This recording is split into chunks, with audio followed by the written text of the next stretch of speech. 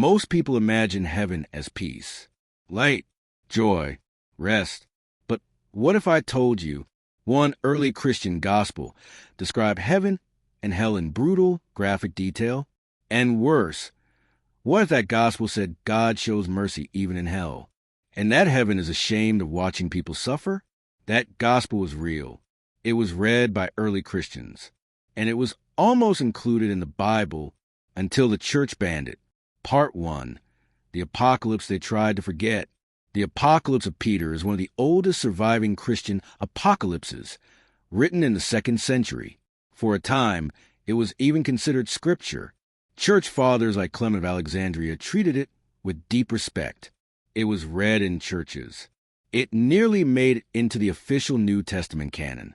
But then it vanished, and it's not hard to see why. This wasn't the comforting paradise we hear about in church. It was a spiritual horror story with a twist. Part 2. Heaven Watches Hell. In the vision, Jesus takes Peter on a guided tour of the afterlife. He sees sinners punished in brutal, physical ways. Blasphemers hanged by their tongues. Women who had abortions tormented by flaming children. Unfaithful spouses burned over open pits. The rich boiled in filthy oil. But here's the twist. Peter looks into heaven and sees the righteous watching the tortures of the damned like a show. He's horrified. Then something radical happens. Part 3. The twist the church couldn't accept. In a shocking moment, God begins to show mercy to the souls in hell. Even the damned start begging the righteous in heaven to pray for them. And guess what? They do. Heaven is moved by compassion. Even God seems to regret the suffering.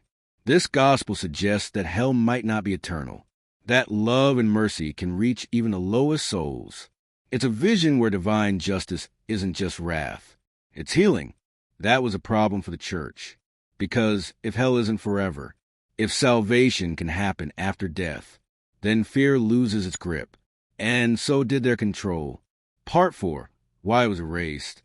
By the 4th century, the Apocalypse of Peter was officially excluded from the Bible, not because it was fake, but because it was too merciful. The church needed hell to be a permanent sentence, a tool to keep people obedient. So they replaced Peter's vision with the Apocalypse of John, what we now call the Book of Revelation.